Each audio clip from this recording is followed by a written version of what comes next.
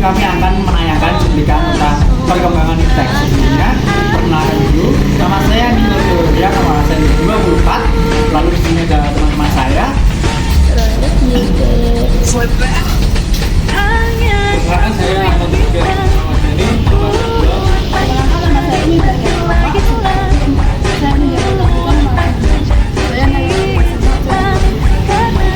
Selamat menyaksikan. Kebijakan swasembada pangan melalui program Revolusi Hijau pada era Soeharto. Pada masa awal kemerdekaan, Indonesia masih mengalami kekurangan pangan. Hal ini disebabkan oleh faktor seperti lahan pertanian belum optimal, penggunaan bibit dan teknologi pertanian yang masih tradisional, serta pengetahuan petani yang masih terbatas. Untuk mengatasi masalah tersebut, gengs, pemerintah Indonesia pada masa Orde Baru mencanangkan Revolusi Hijau. Revolusi Hijau adalah sebuah gerakan untuk meningkatkan produksi pangan di dunia melalui modernisasi pertanian. Program kerja Revolusi Hijau di Indonesia terdiri dari beberapa hal, yaitu penyebaran bibit unggul, pemupukan, pemberantasan hama dan penyakit, pengairan, serta peningkatan keterampilan petani. Program-program tersebut dilaksanakan melalui berbagai lembaga seperti Badan Penyuluhan Pertanian, Perikanan, dan Kehutanan atau BP3K, Pusat Penelitian dan Pengembangan Pertanian atau Puslit Banten, serta Perusahaan Umum Badan Urusan Logistik atau Bulog.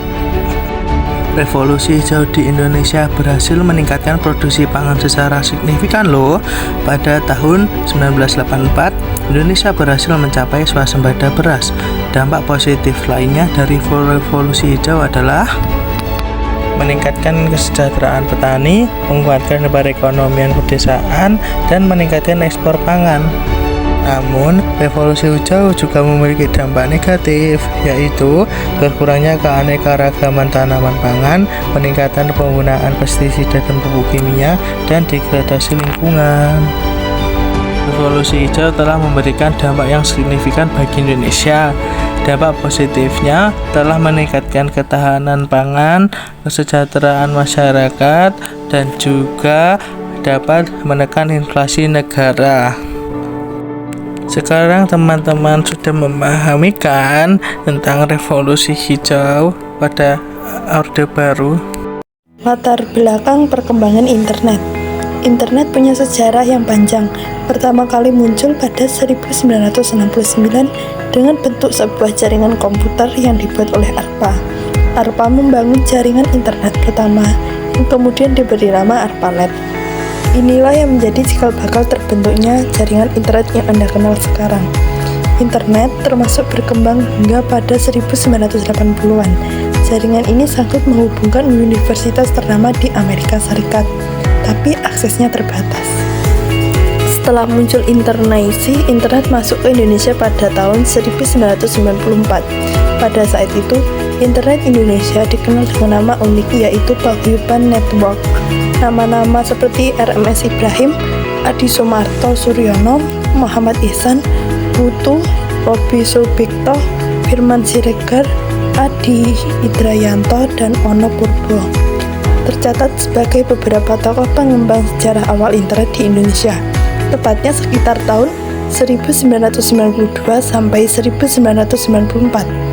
Bagaimana sih internet bisa masuk dan berkembang di Indonesia?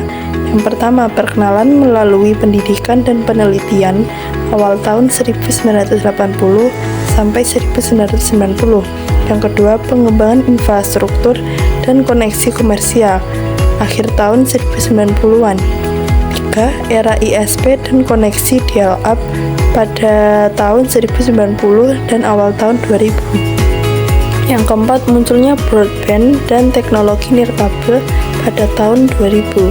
Yang kelima, boom penggunaan internet dan media sosial pada tahun 2010.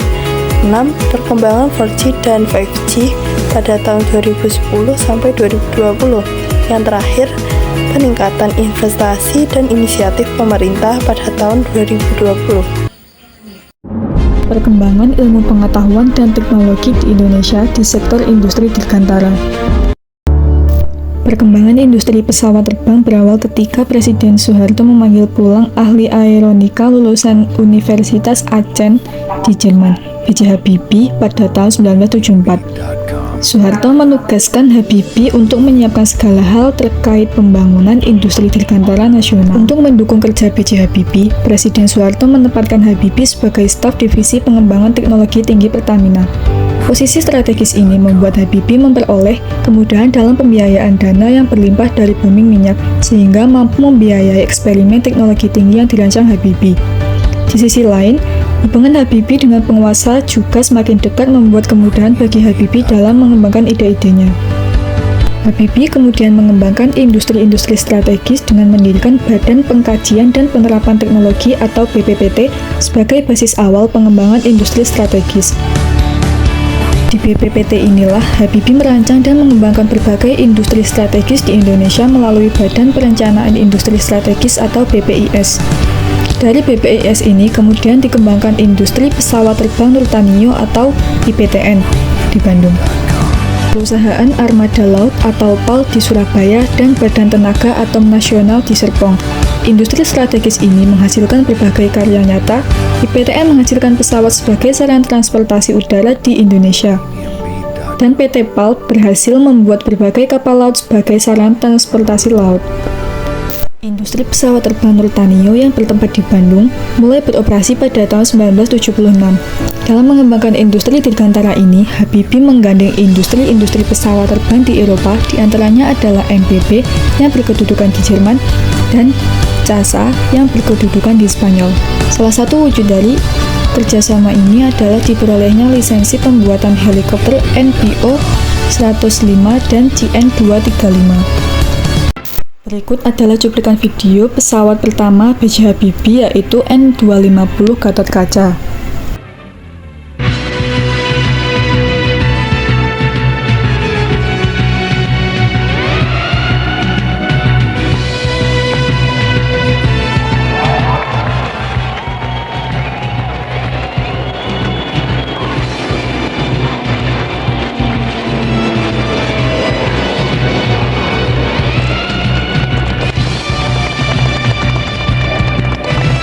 Berikut merupakan pesawat terbang hasil dari IPTN. Dinas Pos merupakan dinas yang pertama kali berdiri disebabkan fungsi vital. Dinas ini sebagai sarana komunikasi dan koordinasi antara Kongsi Dagang Belanda VOC dengan beberapa daerah subkoordinatnya serta beberapa pimpinan pusat di Belanda. Kantor pos pertama kali didirikan di Batavia atau sekarang disebut Jakarta pada 26 Agustus 1756 oleh Gubernur Jenderal Gustav Willem Baron van Imhoff. Sejak kebangkrutan VOC, semua kantor pos diambil alih pemikirannya oleh pemerintah Hindia Belanda sejak 12 Januari 1799.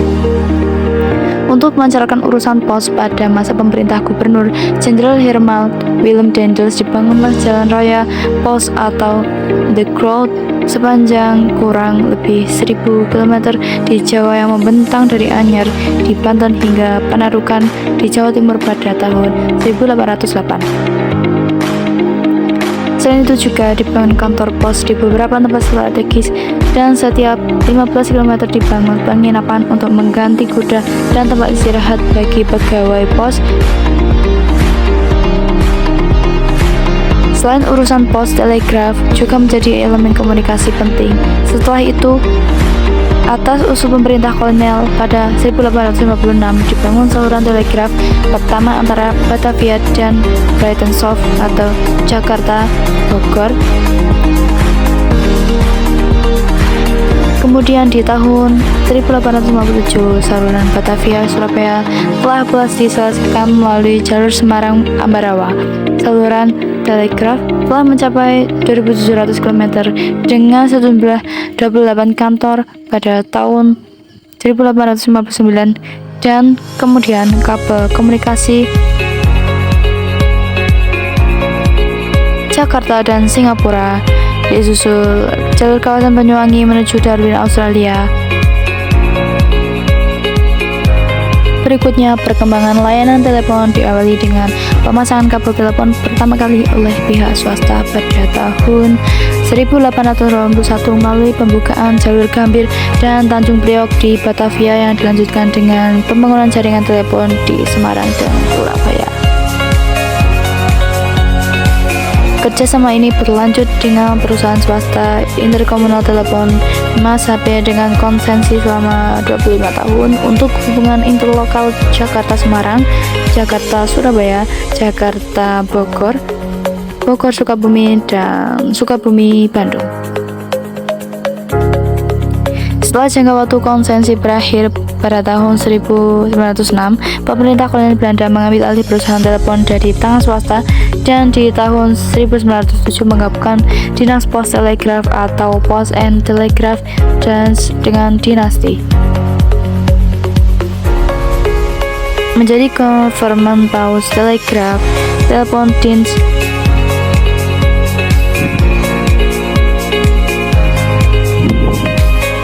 Dalam upaya mempermudah koordinasi, maka pada tahun 1922 hingga 1923 kantor pusat jualan PTT yang semula di Vreden atau Gambir kemudian pindah ke Bandung yang menempati gedung Departemen Van Delay Open Barat Virgin atau Departemen Pekerjaan Umum Sipil.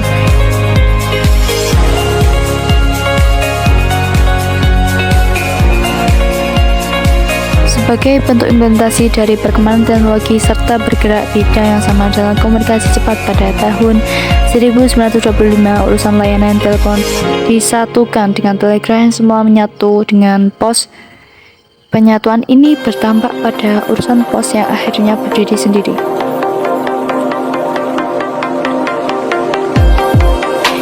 Di era tahun 1960-an, pembangunan jaringan telekomunikasi di tanah air berkembang pesat.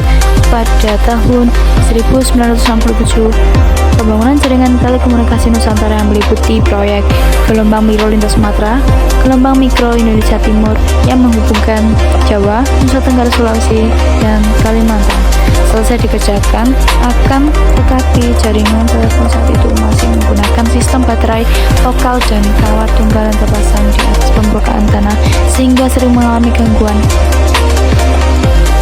Pembaruan dan modernisasi kemudian dilaksanakan dengan pemasangan kabel jarak jauh di bawah permukaan tanah dan kawat tunggal diganti dengan sepasang menggunakan sistem baterai sentral.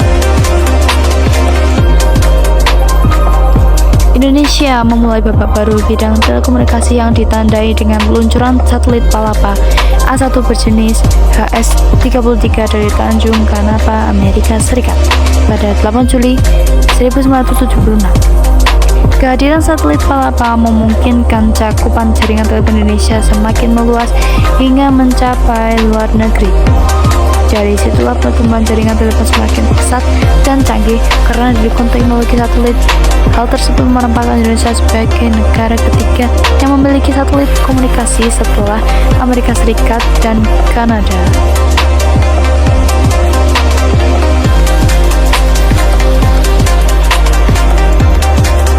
Perjalanan telekomunikasi seluler di Indonesia mulai dengan hadirnya teknologi NMT atau Nordic Mobile Phone pada tahun 1985 yang diperkenalkan oleh Telkomsel bersama PT Raja Sahasana Perkasa sebagai operator tunggal dari sistem NMT yang mengusung teknologi NMT 450 yang kemudian berubah menjadi NMT 470.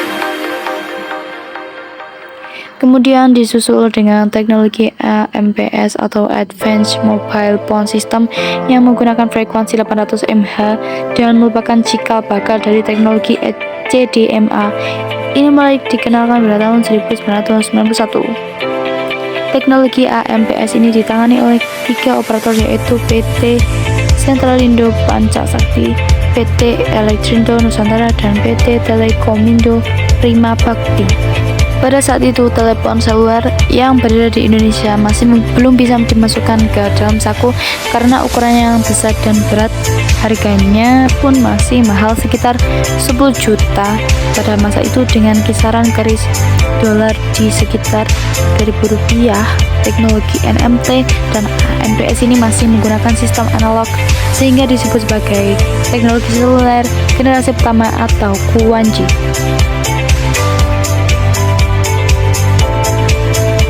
Masih di dekade yang sama diperkenalkan teknologi GSM atau Global System for Mobile Communication yang membawa teknologi telekomunikasi seluler di Indonesia ke era generasi kedua atau 2G.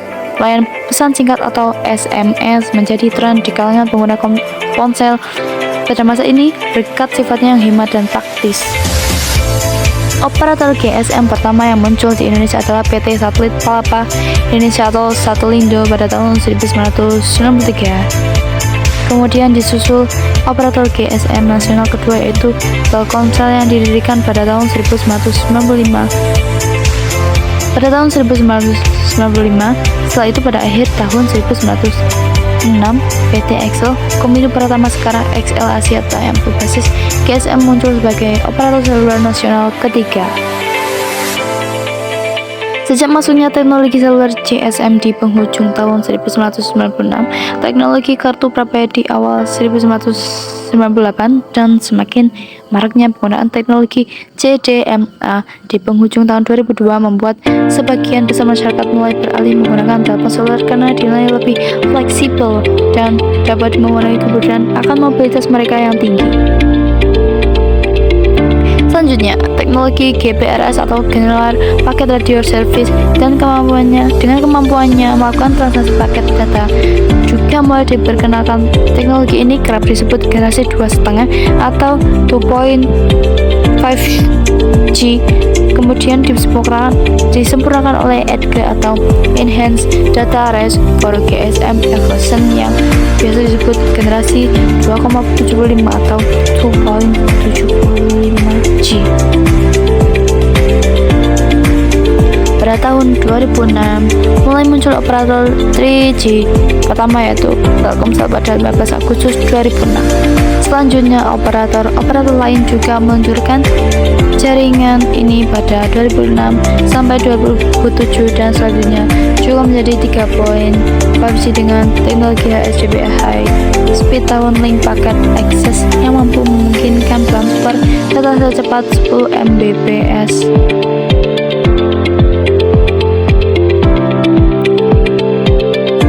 Pada tahun 2011 lewat teknologi WiMAX PWA mulai diperkenalkan sistem 4G, namun pemakaiannya masih sistemnya menjadi LTE yang diluncurkan pada 2013 pertama kali oleh Paul. Setelah Bolt, operator yang sudah ada juga ramai-ramai menggelar jaringan 4G. Pada saat itu Smartfren merupakan operator yang cakupannya terluas. Smartfren juga menjadi pionir akan perkembangan sistem berikutnya yaitu 4.5G pada 20 Agustus 2015 dan selanjutnya disusul oleh operator lain seperti Indosat dan XL pada akhir 2016.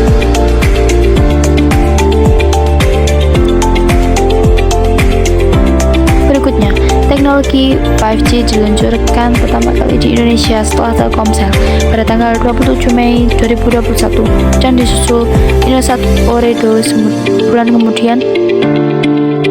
Pada praktiknya, teknologi jaringan 5G masih berupa konsep yang keunggulannya belum terpampang dengan jelas, tetapi jika melihat lebih dalam lagi dalam konsep 5G, maka bisa disimpulkan beberapa kelebihan 5G ini seperti memiliki kecepatan data yang jauh lebih tinggi dibandingkan 4G, sehingga membuat penggunanya akan lebih nyaman setelah memakainya.